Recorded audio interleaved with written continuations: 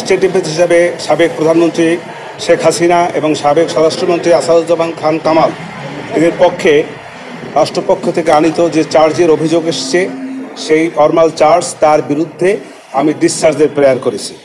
আমি ডিসচার্জে তাদেরকে অব্যাহতির প্রার্থনা করেছি।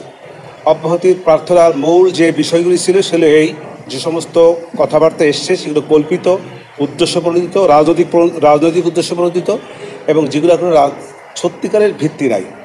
এবং ওনার যে রাজনৈতিক দর্শনে এবং দীর্ঘ বছরের শাসনামলে এই সাবেক প্রাইম মিনিস্টারের যে সমস্ত কল্যাণ, যে সমস্ত ভালো ভালো কাজ, এই সব বিষয়ে তার প্রতি রাজনৈতিকভাবে ঈর্ষান্বিত হইয়া এই মামলাটার আনয়ন করা হয়েছে। আমার যুক্তিটা হলো এই যে, প্রথম কথা হলো যে সে রাজাকারের নাতিপুতির যে বক্তব্যটা এসছে, সাবেক প্রধানমন্ত্রী রাজাকারের নাতিপুতি এইভাবে উনি বলতে চান না এবং বলেনও নাই। আর রাজাকারকে ধ্বংস করে দেওয়া, তাদেরকে হত্যা করা, এরকম একটা প্রশ্ন আসছে এই মামলার মধ্যে। সেক্ষেত্রে আমি বলেছি যে উনি দীর্ঘ বছর শাসনামলে ছিলেন। উনি যদি চাইতেন রাজাকারকে হত্যা করে ফেলবেন তাহলে ইতিপূর্বেই পারতেন।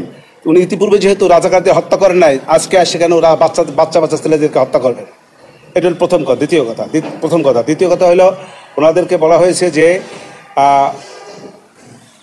তাপস সাহেবের সঙ্গে উনি ফোনালাপ করেছেন, সেই ফোনালাপে বিভিন্ন ছাত্রদেরকে হত্যার নির্দেশ দিয়েছেন। আমি বলেছি এটা সঠিক না, এরকম কোনো নির্দেশ প্রশাসনের পক্ষ থেকে কোনো ডকুমেন্টারি কোনো এভিডেন্স তাদের কাছে নাই।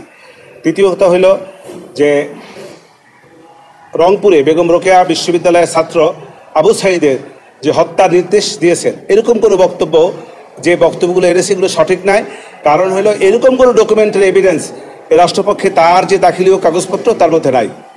আর 4 এবং 5 নম্বর যে অভিযোগগুলি, সেইগুলি বেলা 5টার, উনি তো বেলা 2টার, ওখানে বলা হয়েছে 14 আগস্ট থেকে 5ই আগস্ট, 14 জুলাই থেকে 5ই আগস্ট 2টা 30 মিনিট বোধহয় সম্ভবত, পারহাপস একটু ভুল হতে পারে, সেইখানে মধ্যে ঘটনা।